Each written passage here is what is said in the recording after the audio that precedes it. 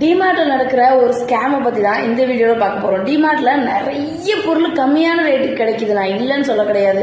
ஒரு காஃபி குடிக்கிற கப்ல இருந்து யூஸ் பண்ற பிளேட்ல இருந்து மேக்சிமம் நம்மளுக்கு ஒரு 13 ரூபாயில இருந்து 15 ரூபாயில இருந்து எல்லாமே கிடைக்குது.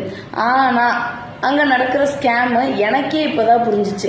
இன்ஸ்டாகிராம போட்டு நோண்டிட்டு இருக்கையில இந்த ரீல்ஸ் என்னோட கண்ணு பட்டுச்சு. இந்த பொம்மை 135 ரூபா போட்டிருந்தாங்க.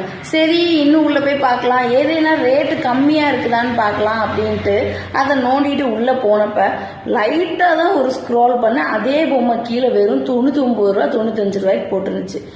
என்னடா இப்படி பண்றான் அப்படின்ட்டு டேட்டை பார்த்தா அது 2025 போஸ்ட் போட்டிருக்கான். அதை இப்ப ரீசெண்டா போட்டது இந்த ரீல்ஸ்.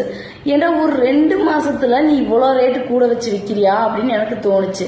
எல்லாருமே முதல்ல சொன்னாங்க, இவன் வந்து பக்கத்துல இருக்கிற எல்லா கடையும் எடுத்து வச்சுட்டு கடைசியில எல்லாமே ரேட் அதிகமா வச்சுதான் விற்க போறான் அப்படின்ட்டு.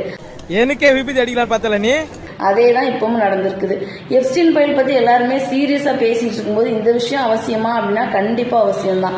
ஏன்னா எங்கேயோ நடக்கிற ஸ்கேம்ல நம்ம கான்சென்ட்ரேட் பண்ணிட்டு இருப்போம், நம்ம இங்க ஏமாறுறது நம்மளுக்கு தெரியாமலே இருக்கலாம். சோ இதை உங்களுக்கு சொல்றதுக்காக தான் இந்த வீடியோ.